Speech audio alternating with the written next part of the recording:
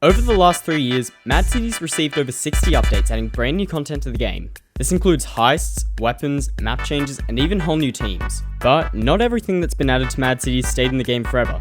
Some things have only lasted a matter of weeks or even days. Today, I'll be going through some of the biggest features that were changed or permanently removed from Mad City. So let's get into it. Number 1. Apartments. The Apartments update came to Mad City around early 2020 upon the request of hundreds of fans. This gave players a whole new thing to spend their money on in-game, and offered more customization options than anything else in all of Mad City. This let players make their apartment feel truly like their own, with different floors, wallpapers, and furniture. Unfortunately though, apartments were removed in the Chapter 2 update. As far as I know, we were never given a reason for apartments being removed. However, it's suspected that it's because they didn't offer much functionality. Players were refunded their apartments and furniture following the Chapter 2 update, meaning that if apartments ever come back to the game, they'll likely be very different from the way that they used to work. Number 2. Minigames.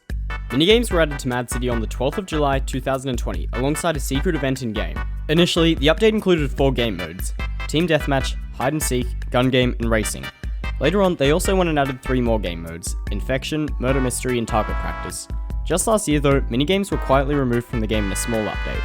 Once again, we weren't given any reason for why they were removed, but I can think of a couple reasons why they may have been removed. So let me know which one you think is most likely down below. A. It was game breaking. B.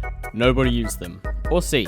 Both. Let me know which reason you think is most likely down below. Anyway, that brings us to number 3, the tram heist. The tram heist was added about a month after Mad City's first live event back in 2020. The heist itself was pretty self-explanatory. You hopped on a tram in the city, stole stuff, and then got out. So when Chapter 2 came out, we were expecting something even better. But no, they just kinda went, oh, how about we bring in this new yee-ass tram? Basically, the way it worked was kinda similar to the way a mini heist works, where you enter it, grab some things and get the money straight away, and then just leave without having to take it back to the criminal base. In addition, the tram no longer had its own marker on the map, and it just constantly moved around the city instead of just sometimes, and at a much lower speed. Then, in a later update, they just straight up removed the tram, along with everything related to it. This may seem a little bit sad considering how good the tram used to be, but honestly, I'm just glad it's gone. Number 4. Mechs.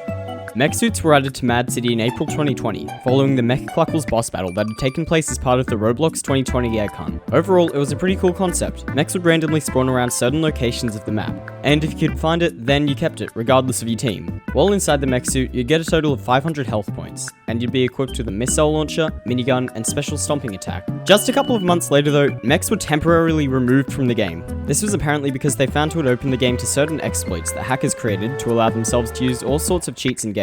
Mechs were re-added to the game again a few months later, presumably due to the exploit being patched, but they never made it to Mad City Chapter 2. Number 5.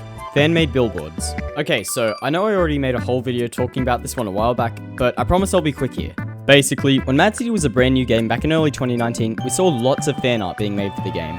Tape Master wanted to show his appreciation for the community by getting these creations in the game somehow. That's when he thought to use the billboards, which were plain and boring at the time, to display all the fan art the players were making. But a few months later, all of the art pieces were removed from the game and billboards were back to normal.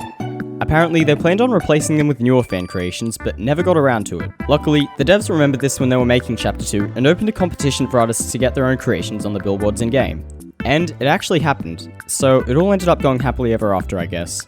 Anyway, that was the top 5 features that were removed from Mad City. If you enjoyed this video, then make sure to like and subscribe, and I'll see you in the next one. Bye.